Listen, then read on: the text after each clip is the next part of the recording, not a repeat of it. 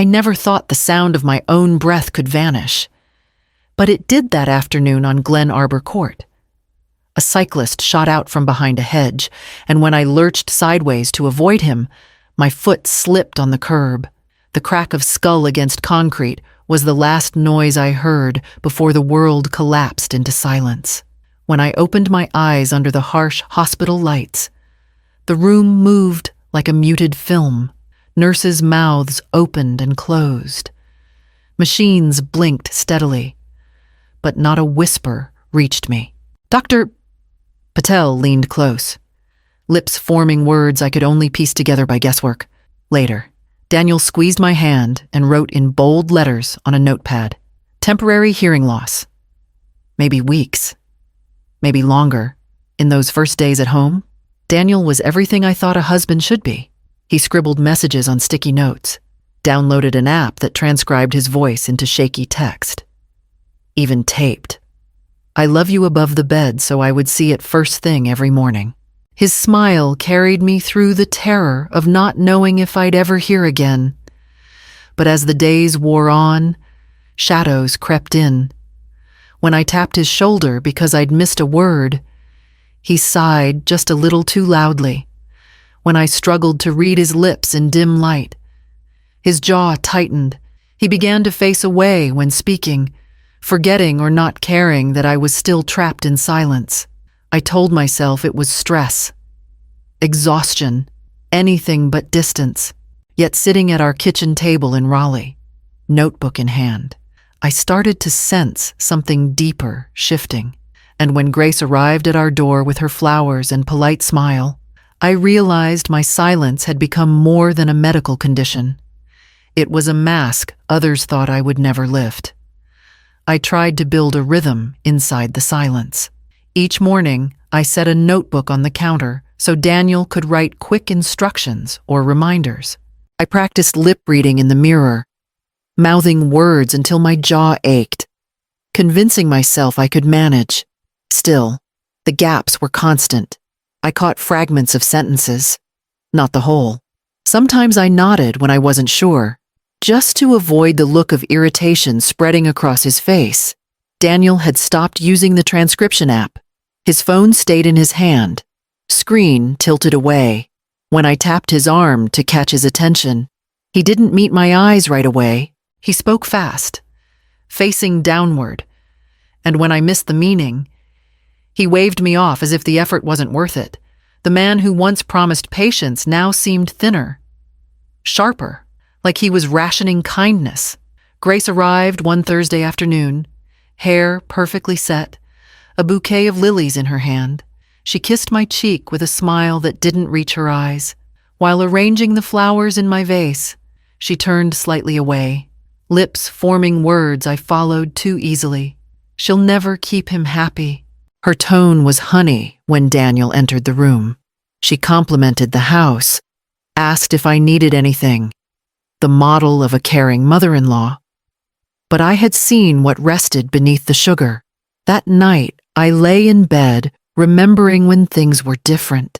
Years ago, Daniel had pulled me from my easel in the middle of a long afternoon, music low in the background, and twirled me across the kitchen floor. He'd praised every canvas I finished, told friends he'd married an artist with a rare eye. The man who once celebrated my voice now barely looked at my face. As I closed my notebook that night, I knew something had shifted beyond the silence. And when I walked into the kitchen the next morning and saw Daniel staring at his phone, smiling in a way he no longer smiled at me, I realized the cracks weren't just in my hearing, they were in my marriage. 2 weeks after the accident, I sat in Dr. Ib Patel's office at Duke University Hospital, hands trembling against my lap. The audiologist slipped the headphones over my ears and began the familiar sequence tones rising and falling. Faint whispers of sound meant to test the edges of my perception. At first, I braced for the hollow nothing I had grown used to. But then, like water dripping into a dry well, a faint hum stirred. The low, steady whir of the air conditioner reached me, followed by the sharp tap of Dr. Patel's pen against her clipboard. Tears blurred my vision. I pressed my palms to my face, and in the muffled cocoon of my own hands, I heard my own breathing shaky, uneven. But mine, after 2 weeks of silence, it felt like resurrection. Doctor. Patel's lips curved into a smile I could both see and hear this time. Your hearing is back, she said gently, each word clear as glass. She reached across the desk and squeezed my hand, urging me to share the good news with Daniel. I nodded, but something inside me stilled. Joy should have flooded me, but it didn't. Instead, a sharper instinct coiled in my chest. I thought of the way Daniel smiled at his phone, the way Grace's lips twisted when she thought I wasn't watching. Their words had slipped past me before, hidden in the curtain of my silence. Now, I had a choice: announce my recovery, or hold it close and see what truths might emerge when they believed I was still deaf. When I left the hospital, the world sounded both overwhelming and fragile. The crunch of gravel beneath my shoes, the faint rustle of leaves in the parking lot. I sat in the car for a long time, gripping the wheel, letting every sound pour in until my ears ached. By the time I drove back to Raleigh, I had made my decision. Daniel would not know. Not yet. I would watch. I would listen. And for the first time since the accident, I would have the advantage. That evening, as I stood in the hallway, I heard voices drifting from the kitchen, and I froze where I was. The first evening back from Duke, I moved quietly through the house, pretending as always to be wrapped in silence. From the hallway, I caught Daniel's voice drifting from the kitchen, low at first, then sharper, clearer. I'm just tired of pretending, he said. She's like dead weight now. She can't hear a word, and honestly, it's peaceful. The words sliced through me with a precision I hadn't prepared for. Dead weight. Peaceful without me. My breath caught in my throat, but I didn't move. Grace's voice joined in, smooth and cutting. I warned you not to marry her. She was never your level, Daniel. I told you from the start.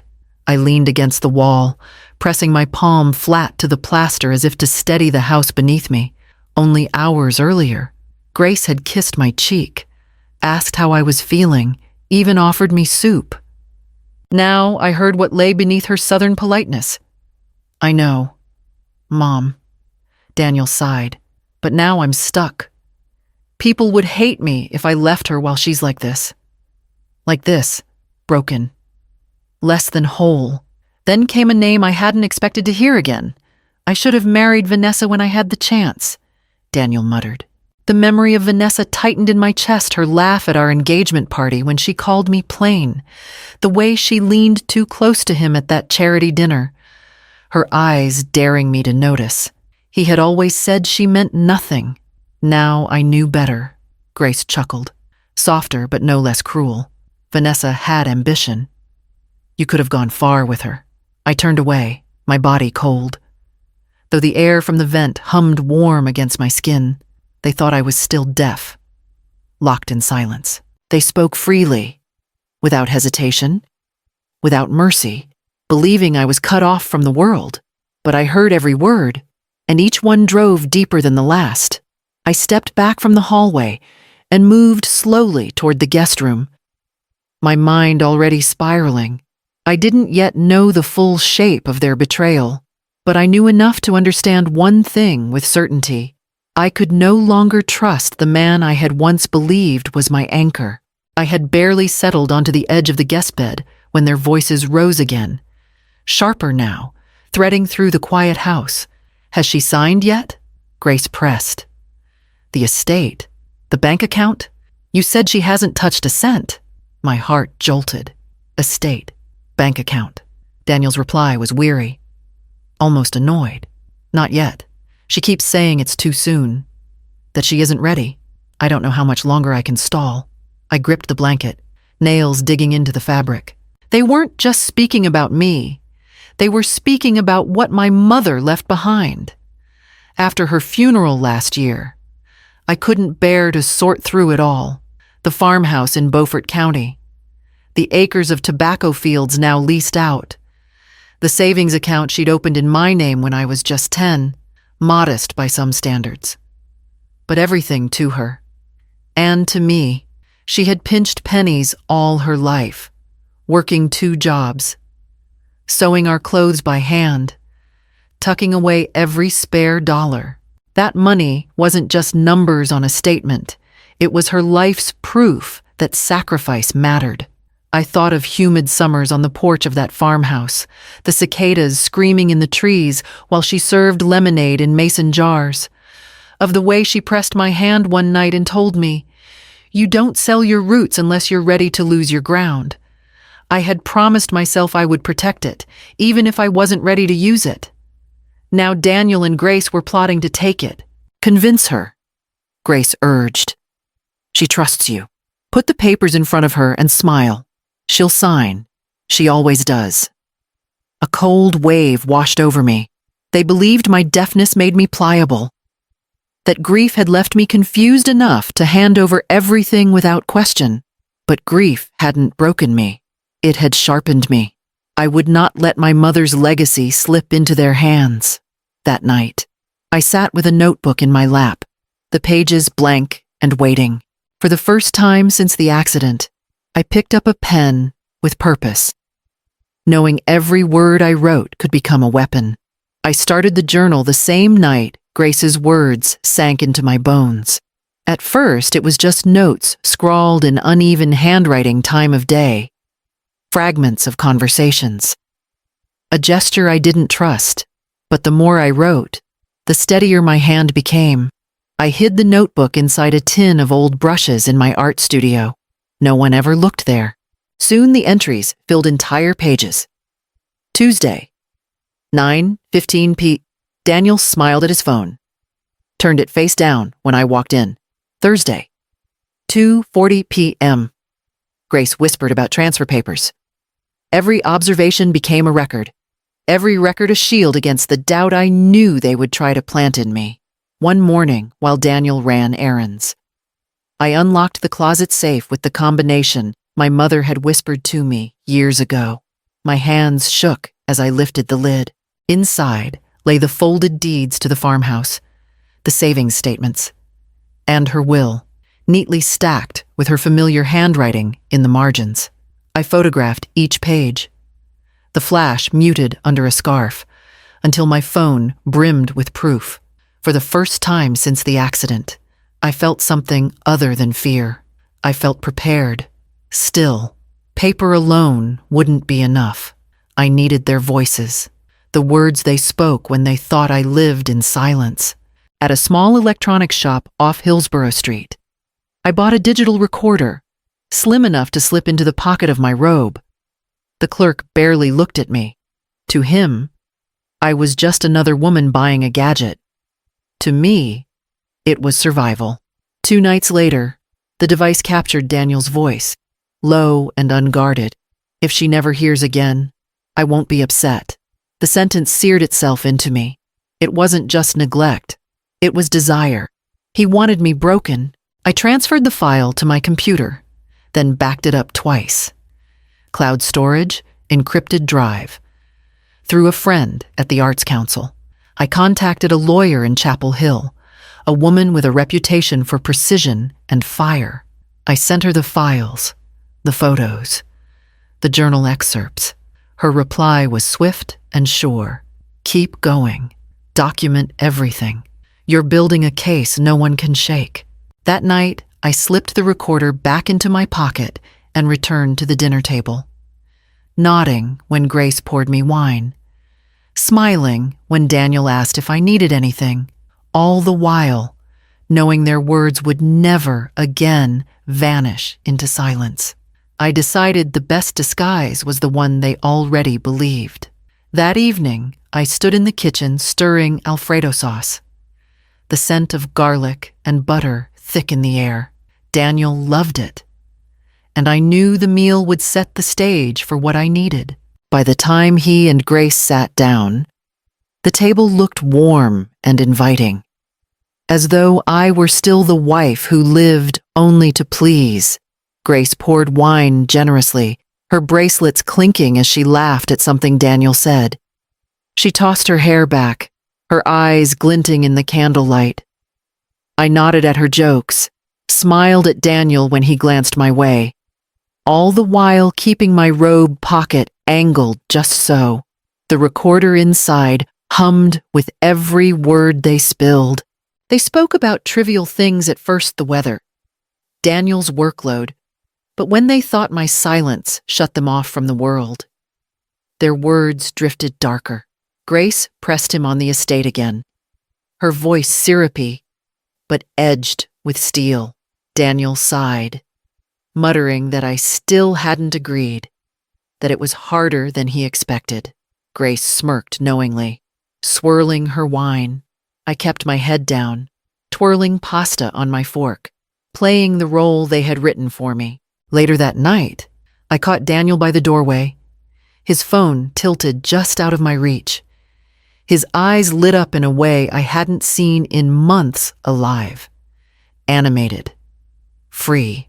Not once did that expression appear when he looked at me. A faint scent clung to his shirt when he finally brushed past perfume. Floral and sharp. Nothing I owned. I noted the detail in my journal, the pen cutting deep grooves into the page. I returned to bed quietly, leaving the recorder charging beside my notebook. The mask of helplessness fit too easily, and they wore their own masks just as well. But I knew which one would slip first. The words reached me from the living room, muffled only by the thin wall. Daniel's voice carried the weight of a confession he never meant for me to hear. Sometimes I wonder what it would have been like with Vanessa. She wouldn't have needed me like this. My chest tightened, though I didn't move from the shadowed hallway. Grace's answer was swift, sharp. She also wouldn't have given you access to the money. Don't forget that. I closed my eyes, pressing my fingers against the doorframe until they ached. There it was, spoken plainly, my worth reduced to convenience, my silence more valuable than my presence. Every memory I had clung to the laughter in our kitchen, the evenings spent sketching while he read beside me, now cracked under the truth. He hadn't stayed for love. He had stayed for control. I walked back to the guest room, each step deliberate. On the bed, I laid out a small canvas tote, one that once carried brushes and paints. I folded 2 changes of clothes inside, tucked my mother's locket in a side pocket, and slid in the phone that now held photos of every document I could gather. The next morning, while Daniel left for work, I booked a hotel in Chapel Hill under a name I hadn't used in years, my mother's maiden name. The confirmation email felt like a lifeline. A door cracked open. I called the attorney again, her calm voice anchoring me. She assured me the evidence I'd sent was enough to start proceedings, that I had more power than I realized. That night, Daniel kissed my forehead. Unaware that my escape was already in motion, I kept my expression blank, my silence steady. While inside, something finally shifted. I was no longer waiting for him to change. I was preparing to leave him behind. The morning light spilled across the kitchen tile as Daniel leaned against the counter, sipping coffee like it was any other day. Grace sat at the table, flipping through a stack of papers she clearly meant for me to sign, her smile smug, her posture relaxed. They spoke in lowered tones, convinced the silence still wrapped around me. I walked in slowly, my hands steady even though my heart was pounding. Daniel looked up with his practiced smile. "Morning, sweetheart," he mouthed. This time I answered out loud. I heard everything. The words cut the air clean. His mug froze halfway to his lips, and Grace's smile faltered. I pulled the small recorder from my pocket and pressed play. Daniel's voice filled the room. If she never hears again, I won't be upset. Then Grace's clipped words followed. Has she signed yet? Put the papers in front of her. She'll sign. She always does. Grace's face drained of color.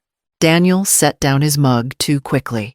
The clatter loud in the silence that followed. Maren, wait, this isn't what you think. I held up a hand. Don't bother. Copies of this recording are already with my lawyer, along with photographs of the deeds, the will, and every note in my journal. Try to twist it if you want. But I have proof, Daniel stammered, searching for words, while Grace's lips pressed into a thin, furious line. If either of you come near me again, I said quietly, I'll file a restraining order. Consider this your only warning. I slipped the recorder back into my pocket and turned toward the stairs, their silence louder than any words they could have offered. Upstairs, my packed bag waited by the door, ready for what came next. The house was silent when I came downstairs, my suitcase rolling softly over the wood floor. On the wall near the door, the wedding photo still hung, Daniel's arm draped over my shoulder, both of us smiling at a future we never reached. I paused only long enough to look at it, then left it there. Let it remind him of what he destroyed. Daniel appeared in the doorway, his face pale, his voice rough. Maren, wait. I love you. We can fix this. I stopped, but didn't turn.